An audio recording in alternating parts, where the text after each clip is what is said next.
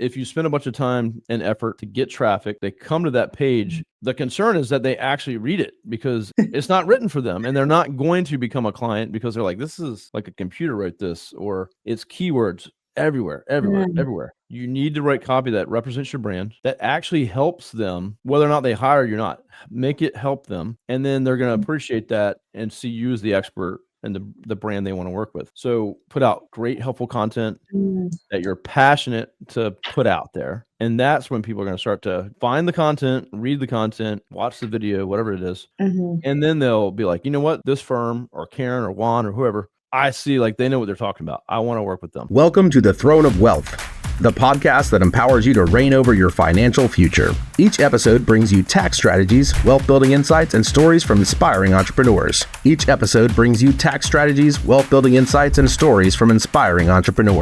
Throne of Wealth is brought to you by King of Kings Accounting Firm, where financial challenges become opportunities for growth. Let's get into it. Okay, this is good. We have a good guest with us today, Kevin Daisey, the co-founder and chief marketing officer of Array Digital. Kevin, it's such a great pleasure and honor to share this moment and this platform with you today, and to learn a lot of what you do, because you do so much for the law firm owners, so much for the law firms, branding and brand, and taking law firms, from not being known to become known. One thing that one of our clients that we have in common said, with Kevin, it's like nobody knows you, but now people knows you. And how do we become known with Array Digital? Everything you do, man, you're such an amazing speaker when it comes to the podcast. How do you interview people? How you get the best out of people? Because I'm one of those people that always is kind of like timid to talk or be on camera, and you just like know what questions to ask. So with us today, Kevin Daisey, welcome to to our podcast today, and I am so honored to have you as one of our guest speakers today. Thank you so much, Karen. I appreciate everything. Thanks for having me on the show. And also for everyone listening, Karen and her firm help me and my wife and our businesses with our tax strategies. It's been just a great experience so far, and she's helping us save a ton of money. So definitely someone to turn to if you're in businesses, making sure you're doing things right. There's a lot of things to take advantage of out there that are legit, legal, and save you a ton of money. So thanks for having me. That's right. No, thank you, Kevin. I was this past weekend at a figure firm event, and a lot of the firms there where we were talking and having this conversation of like, nobody knows you kind of thing. There were people in the audience that do heavy marketing, and it's like, you haven't seen my ads, you don't know who I am, you don't know where I'm located or how many offices I have, and hearing some of your clients say, I go from nobody knows me to being known. Tell us a little bit about, what your company does, what you do, how you help law firm owners build, the Google SEO, the importance of having content and the right content out there, especially right now with this movement that we have with AI and, algorithm and all of these things changing. No, yeah, I appreciate that. At Array Digital, we're, a pretty large team of marketers. So we're mostly digital marketing focused. So we do web development, SEO, content, advertising, whether it's Meta or Google advertising. But our main purpose and goal is to help our law firm clients get connected to the people that need their help. So if someone's been injured or someone has a legal issue, they're going to be looking for help. And how do we make sure our clients show up so that they can give them the help they need? So that's kind of like our mission is to help people, which is the client of the law firms, and the law firms are our client. So, I think one of the big important things to kind of think about as law firms are kind of struggling to understand what to do, because there's lots of things that you can do. Mm-hmm. Should I make social media reels all day? Should I advertise on Google? Should I do SEO? What is the right strategy? And I would say it really depends on where you are as a firm, what size you are, what your budget is, and what your needs are at the moment. You want to have long-term strategy, and you want to be working on that, but you also might need short-term to carry you and to have income coming in so that you can invest more. One of the things I say, like when people are asking for like, what's the new trick or secret? It's like you probably need to look at the foundational things first, and that's what a lot of people skip, and they want to jump right to, I want to be known, I want to get leads. You really want to look at your brand and your position in the market. Whether or not you have zero position in the market, what would you like it to be? Think ahead. What does your brand look like? What does it represent? What kind of clients does it speak to? Are you niche, or are you just trying to go for everyone in the state? Do you help a certain type of client?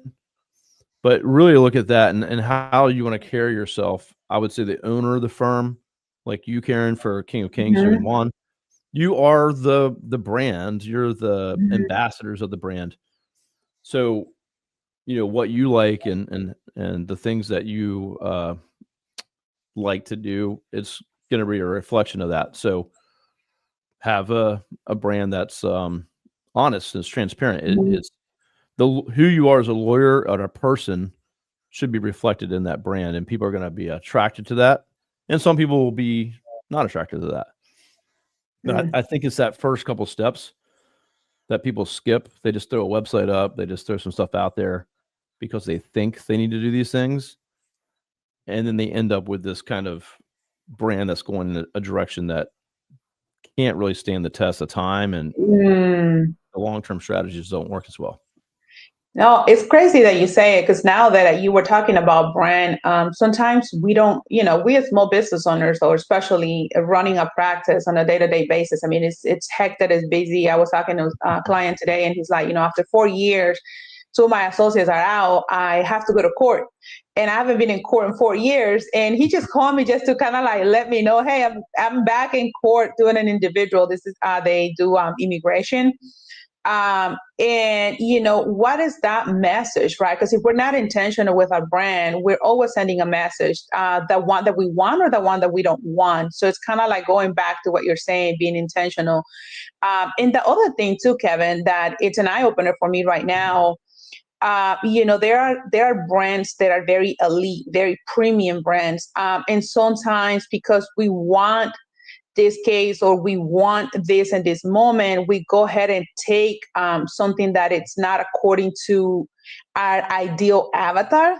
So we're still sending a message to everyone else and what we do and how we do it and how we operate in our firms. So I think it is really, really important. It was an eye opener when your team onboarded us and they said, what is your message? What makes you different than everyone else? There's so much noise out there. So how are you going to stand out? And those are very deep questions because, we don't ask those questions a lot of the times. So, when we're operators, right? As business owners, small business owners, we're operators, we're the makers, we're the visionaries, we're wearing so many hats in the business that we don't come to realization that we ourselves are the brand. And in the business, we create content, but the brand, it's more authenticity. It's who we are. It's what defines us by purpose. So that was huge, and I learned that from your team, by the way. That's why I told Meredith, I'm like, guys, you're doing such an amazing job that I have learned so much with you in the last 30 days that I hadn't learned in my 10 years or plus. Of actually, posting content out there and then doing business and trying to run campaigns and so forth. But Kevin, how can, how have you seen, or do business owners, law firms, what's the biggest struggle? Because my biggest struggle was the ROI, tracking the ROI of my marketing investments. But what do you see on a day-to-day? Yeah. Well, I appreciate that. And of course, no surprise, Karen's a client of ours, and we're doing her stuff now. So excited to be doing that. ROI. So for one, you as a firm, a law firm, you have to have certain things in place in order to track all the way to ROI. The agency, whoever you're working with, can see certain things, but they'll need to plug into like your CRM or your case management software, or get reports from you to really be able to connect the dots of, okay, we paid this much for these ads, and this ad got this many conversions, and your sales rate conversion, this signed up as a case. And if it's contingency, it might be 6 months. It could be a year or 2 years if it's trucking or more. So that can get really hard to track some of that. If you're a divorce firm and you're signing people up, or immigration, $5,000 per sign up, that can be a lot easier to track those. But as a firm, you need to get your intake dialed in. You need to have certain softwares in place. From an agency side, we can set up analytics and we can set up goals, and we can track. They came from organic, they came from search, they came from ChatGPT, they came from an ad, specific ad, and then we can also pixel them and track them. So say if they came in from a Google ad, and here's the thing, if you don't have a strong brand, recognized brand, they're unlikely to click on a Google ad. If you have a strong brand that's recognized, they're more likely to click on the ad, even if they're subconsciously like they would never click on an ad. So just a tip there. So let's say they click on an ad. They come to Karen's website. They click on an ad, but they take a month to make a decision to hire a tax strategist or a tax planning firm. We can see that they went all around the internet. We can track them. We can show them ads on Meta, Facebook, Instagram, anywhere that we want. And they might come back to her website through organic because they searched for King of Kings, went to the Google business profile, then clicked her website, and then became a conversion. But we can still associate the first point as that ad. So they found you from an ad. They didn't know who you were. They did the research. They looked around, and then they finally came back through a local search. So that's the kind of information you're going to want to have so that you can truly understand, is the advertising working? Because they just came from local search, and you might kill your advertising and not realize that the ads are what drove them there, the first touch point.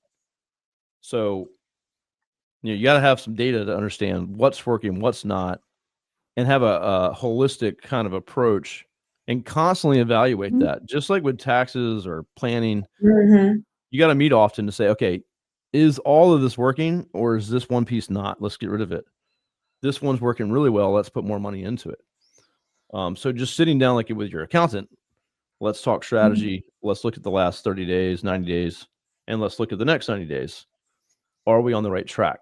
You kind of have to have that level of partnership with your agency as well. So sorry, that was a long-winded answer, but yeah, but we need the stacks to make decisions, because going back to what you're saying, it's not just pouring money into a campaign that it might not be driven results, right? Or the content is not attracting. That this is something that is fascinating for me, that, your team in a span of a week or so send me all these documents, and they're like, you gotta approve or give us comments for content that we're going to be posting for SEO. And I'm like, oh my God, there's so much content out there that they're going to be posting and testing. And then they got with my intake team and say, what are the common phrases that people are asking when they're calling your office? What are the common questions that you're seeing and people asking? Because one thing is what you think that is relevant or that people is actually asking or searching in Google. The other thing is what actually is happening. And so getting into the brain of the consumer, in this case, the client, how do they think? What kind of keywords are they searching in Google when they're searching? What are they asking ChatGPT? What they're looking for legal services. Sometimes we will say, PI. Well, they might just say, I was injured in an accident. My leg is hurting so bad. or they might asking some medical questions, and it's like, if you've been involved in an accident, then this is. So it is very fascinating to see, Kevin, the work that you do in your organization, and how do you help businesses like ours. I'm impressed with the work that you do. I mean, seriously, like I'm saying, like they got into that. I need to understand your consumer in order to write the right content for SEO. Otherwise, Karen, the keywords that you're saying, they sound good, they sound very eloquent, but your consumer might not be looking for that. And so we came Yeah. to find out that for me was, everything about tax planning. Well, my consumer is looking for tax savings. Very Mm. different words meaning the same. But if I just put campaigns out there for tax planning, I'm not getting no hits. But if I put in there, the tax savings, then I'm getting people to click and being interested in reading those articles. So it was fascinating for me to learn that, Kevin. What would you say is one of the biggest mistakes that law firm owners make when it comes to, their online presence? Yeah. I got a few. I'm sure I can rattle off here. Yeah. Back to your point too, real quick. Yeah. If you're a law firm owner, listening to this too, you're probably the worst person to understand what the consumer thinks, because you're educated in law. You use a lot of, legal terminologies, personal injury attorney, things that people might not search, or the majority might not be searching. Personal injury attorney, car accident attorney, truck accident attorney because they're hit by a truck. So, you really have to look at what is the client looking for, what's the low hanging fruit, because it's a competitive landscape Mm-hmm. too. So if you're just going after the big ones, you might not be able to compete. We got to look at where you're going to be able to fit and start to grow your brand in that market, and connect with those clients. So that's one thing. Some of the mistakes I see, they like for organic. We're a big SEO search company, AI search on. I like to call it online visibility now, but if you think SEO, I changed the E to everywhere. So search Mm. everywhere optimization. So they could be on Wow. LinkedIn, Instagram, ChatGPT, Perplexity, all these platforms. Let's not think about Google anymore. Um, Meet them wherever they are. One of the big mistakes I see is, and this is agencies too, SEO is content that's going to go on your website. That's a small part for one. But the content that goes on these websites, they're not designed to be read by a client. They're just to get on Google.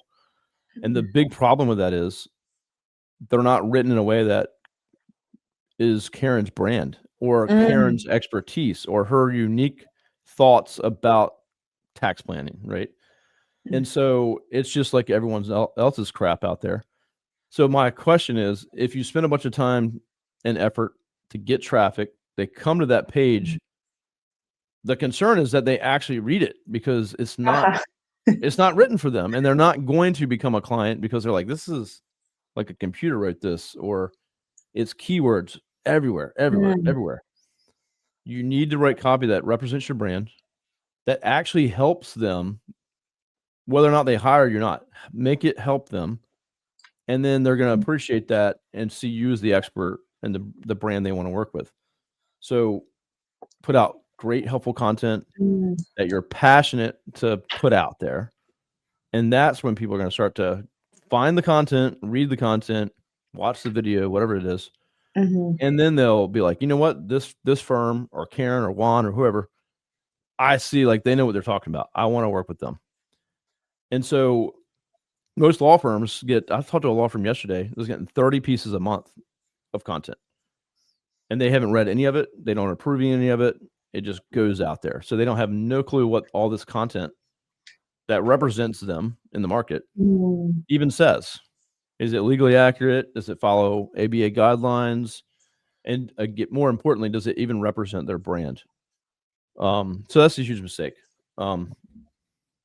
that I'll put Wow. out there. Wow. Yeah. I mean, not approving, not having understanding of what's going on. I think it's the responsibility of, of the founder. This is something that I always talk to founders, that people that have built bigger companies, this is one area that we as founders don't neglect, because the content represents who we are.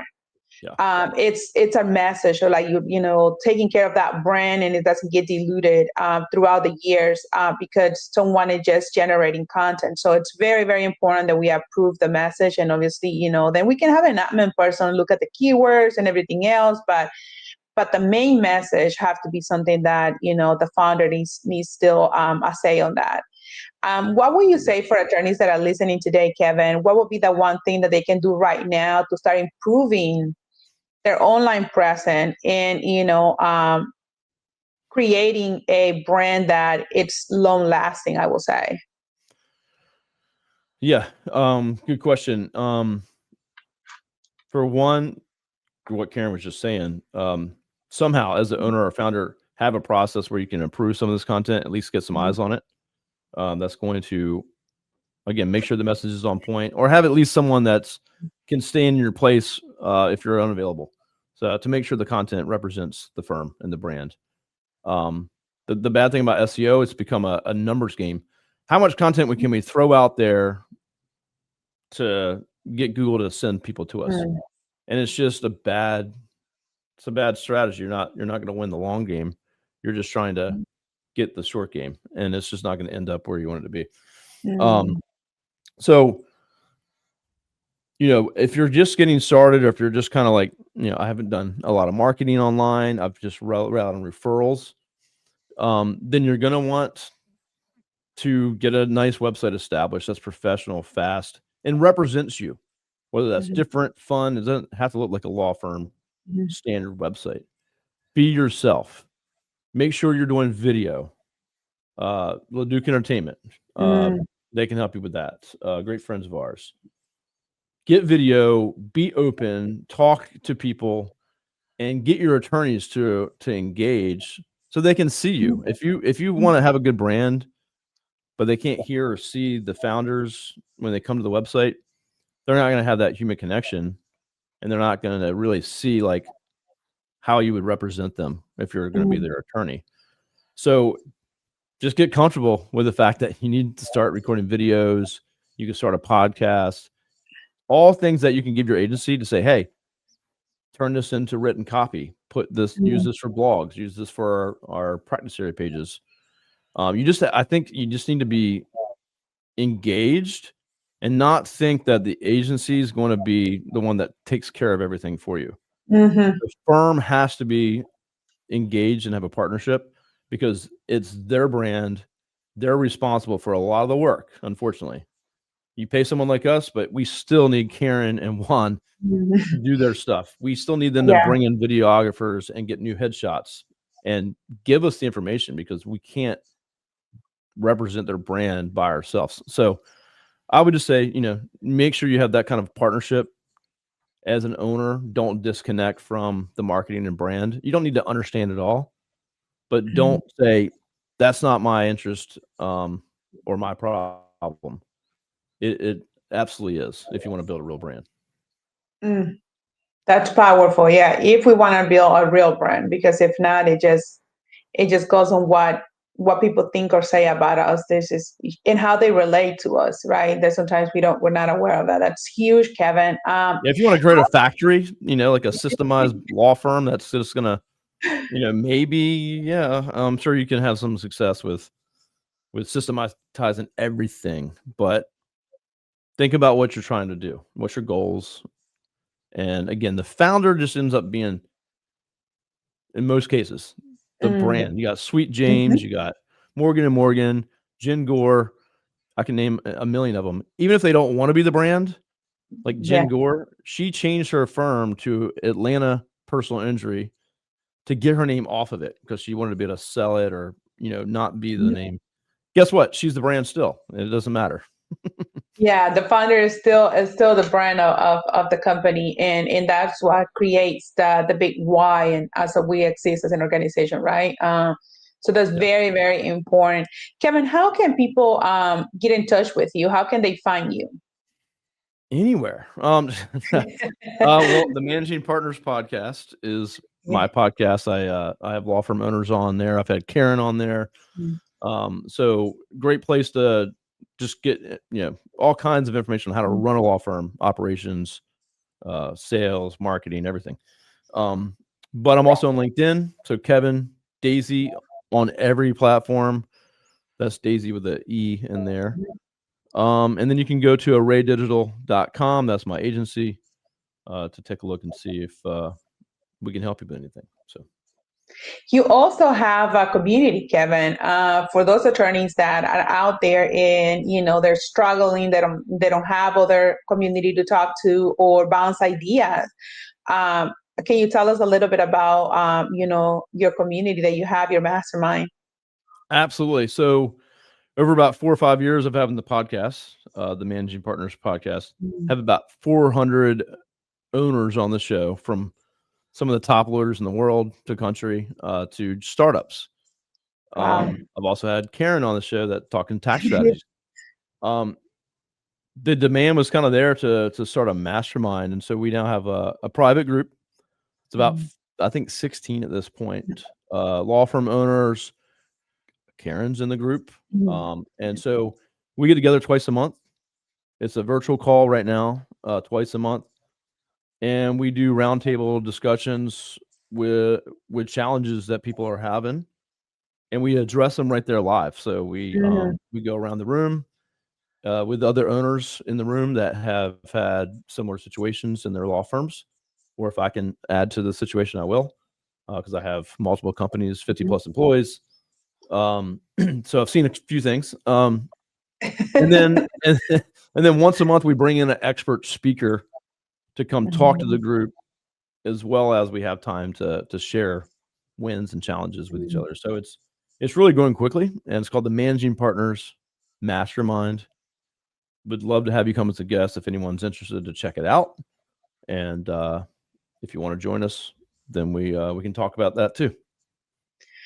Yeah, it's fascinating. The last one we had, we were talking about AI, and everyone was sharing, what they're doing, how they're using Zapier, how they're doing the connections from their CRM, their case management software, setting up automation when it comes to tasks. Someone even said about recording calls and calls recordings being directed to their case management software, and without having to make those notes. Imagine, Kevin, that you have 16 or plus people in your team, and everyone is attending a phone call, and everyone is having to document that manually. But now with AI, you can automate all of those tasks and all of those next steps in the case, set up reminders and everything, and send it directly to your case management software. So this community that you have, it's amazing because we all get to learn in real time and get to learn from other I call it makers, right? Other people that are in the day to day, because the founders, we're in the day to day. We're doing this every day and staying consistent and on top of things. But it's fascinating to learn the struggles that some of us have. That these ones, we don't speak in social media, man. This is something that we gotta talk more about. Like, how we bump heads when something is not working. Who do we ask? Who can we send an email to and say, hey, is this happening in your firm? And if it has, how do you fix it? Or, can you give me some feedback on this? So I love this community that you have. I love that, we come together, we try to solve problems right in there. And if one of us does not know, then someone else in the group has a comment, or at least have seen it before if they have not experienced it before. Yeah, it's sorry. It's I've been blown away by how receptive it's been and how fast it's kind of grown. And we got some new members that are probably coming in, but it's awesome. I get to learn too, because I own a business, even if it's not a law firm. We have similar challenges. And then in the group too, we have some law firms that have been in business for 2 years, and we have some that have been in business for 20 years. And everyone's just free sharing where they're at, what they're doing. The smaller law firms that are newer are obviously getting a lot of help, and but the other attorneys that are more senior, they love doing that, and they're there to do that. So it's a great group so far. I'm excited to see where it goes, and taking it to a in person as soon as possible, maybe an annual event or something like that. But yeah, excited to be growing it, and it's just a bunch of great people that are willing to help and share. And there's some great groups out there other than mine, of course. But I'm excited to see where it goes. And anyone wants, again, a guest invite, reach out to Karen or myself, and we'll have you attend the meeting. So. Well, make sure you attend the meeting. So thank you, Kevin, so much for this time. And once again, if you'll please just say how can people find you, and if they're struggling with the understanding of getting leads, SEO, and setting up their digital presence, then Array Digital it's here to help them. Great Absolutely, team. we're here to help you with anything you need. So just reach out.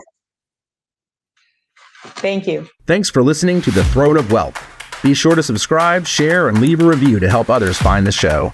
A special thanks to our sponsor, King of Kings Accounting Firm, dedicated to helping you build and protect wealth for generations. Until next time, take the reins of your financial future and lead with confidence.